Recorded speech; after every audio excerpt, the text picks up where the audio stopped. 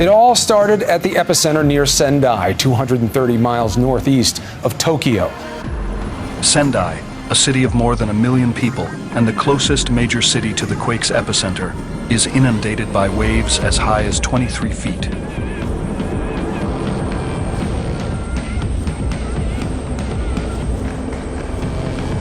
We're back to live coverage from our helicopter in Miyagi Prefecture, Sendai, northern Japan. That looks like the Sendai airport almost completely flooded from several tsunamis that has hit the area. I couldn't stop watching the same horrifying news videos. In the days that followed, I heard stories of devastated communities calmly helping each other and crowds patiently waiting in huge lines for water and food with no fighting or looting. But there were very few stories about how these Japanese people were personally coping and how they felt about their lives being changed forever. I wanted to know, were they okay? How were they surviving? And what could I do to help them?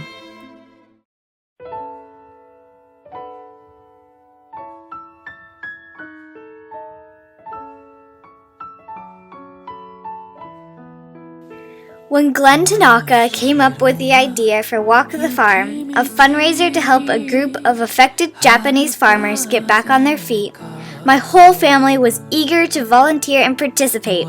We were proud friends of the farmer. We joined people from all walks of life, like fellow Irvine residents, big corporations, and Japanese American cultural groups and athletic organizations. We were all so happy to have this opportunity to show the Japanese people that we cared about them and that we were here for them. Since then, Walk the Farm has become a yearly event that brings together our community to remind these Japanese farmers that we do not forget about their struggles.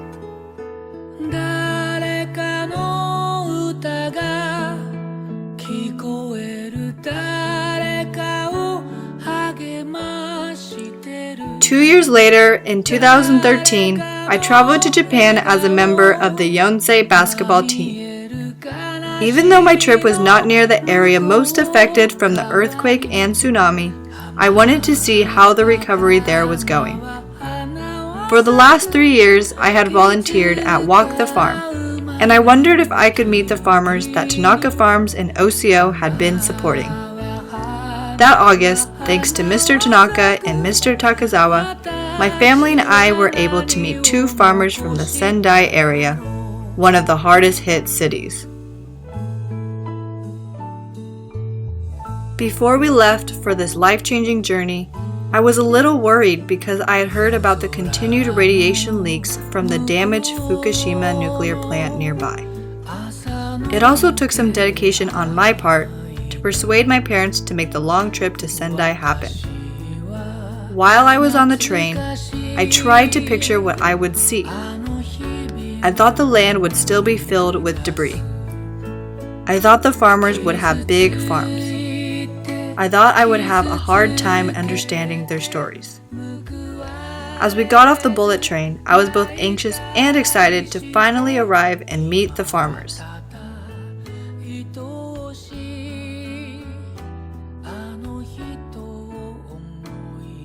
In the gently falling rain, we met with Farmer Takao with translator Pastor Ami. They were both so friendly and full of contagious smiles.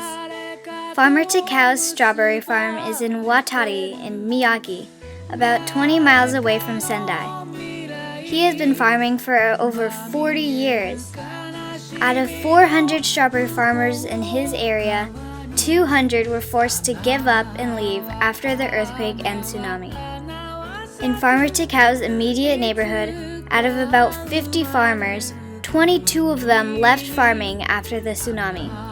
It was shocking to me that many people were unable to continue farming. And even though Farmer Takao's home and farm were completely washed away by the tsunami, he didn't give up. He was able to rebuild, but it's half the size of his original spacious home.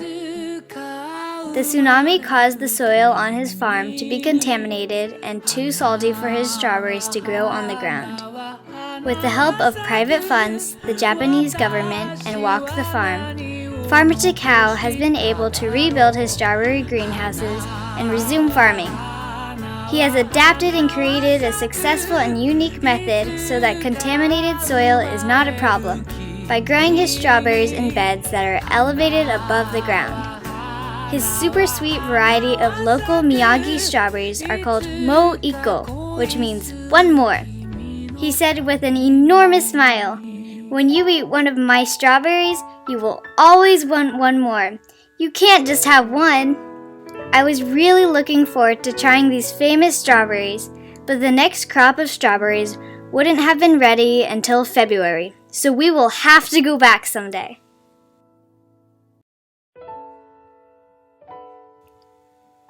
We spent half a day in Itohama with Farmer Otomo and Yuki, our translator. I was grateful that they were so kind and eager to share their stories with us. It was incredibly heartbreaking to hear how Farmer Otomo lost just about everything in such a short amount of time. He showed us pictures of his old house, which was very spacious and large. His house was less than a mile away from the ocean. The destructive tsunami crashed through his house and violently tossed his cars and farm equipment. 38 of his neighbors tragically perished, and his neighborhood of 102 farms was left barren, reduced to rubble with little to salvage. Farmer Otomo drove us to the evacuation center, and he showed us how close they were to the entrance when the tsunami struck. Understanding his stories was easier for me because we were seeing and walking through what he was telling us. It was really eye-opening for me. The evacuation center used to be the community middle school. It was an eerie, deserted place that had been abandoned since the tsunami. It's so sad that it's not being used as a school anymore. The playground was rusting, and it looked so lonely, surrounded by overgrown weeds. Inside the school, we could see the chalk bulletin board in the teacher's lounge, which still showed that 6th grade graduation was on that March 11th. We could also see the stained water line from the tsunami close to the ceiling of the first floor. There is one story that he shared with us that I will never forget. After the earthquake, Farmer Otomo stopped to put an elderly neighbor on his back to try to carry him to the evacuation center. They were only 5 meters away from the front entrance when seawater from the tsunami surged over his knees, and his neighbor insisted, "Save yourself," and demanded to be left there. With a heavy heart, Farmer Otomo raced to the 2nd floor of the evacuation center and could not bear to look out the window to see his neighbor being swept away by the raging tsunami. His body was found 3 days later. Farmer Otomo still regrets not being able to save him. While hearing the story, my eyes watered. I felt awful. I couldn't even imagine having to go through what he did. We also drove to his old neighborhood where his house once stood. On the way, I noticed that most of the debris had been cleared, but I also saw tractors and construction crews still moving dirt around and working hard. When we arrived, it was hard to believe that a house once stood there. All I saw was a few brick steps leading up to what was once his home's entrance. Before the tsunami, the local farmers had small fields. It's too hard for them financially to start over, so they have formed a co-op with the government's help.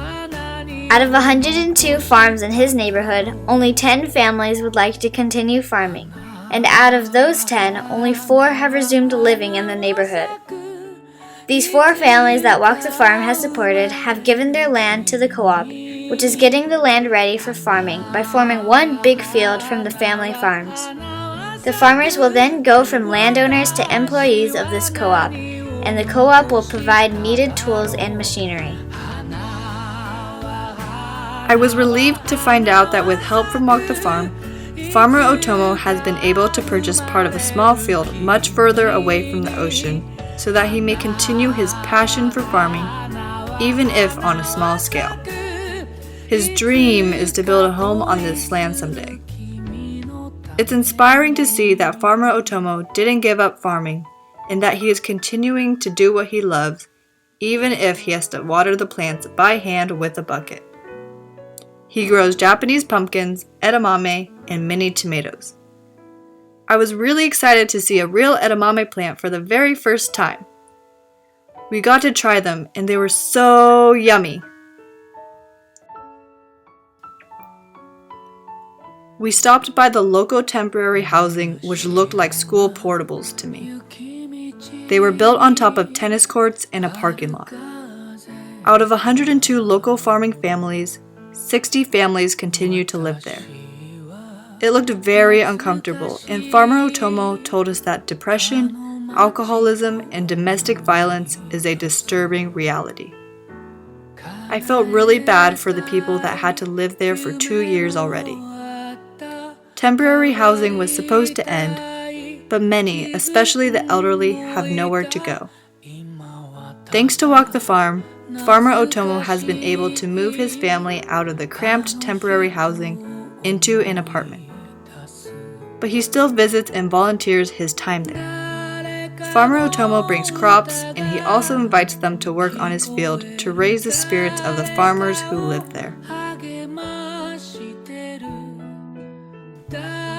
Farmer Otomo enjoyed looking at our pictures from Walk the Farm and Tanaka Farms that were in our Yonsei program.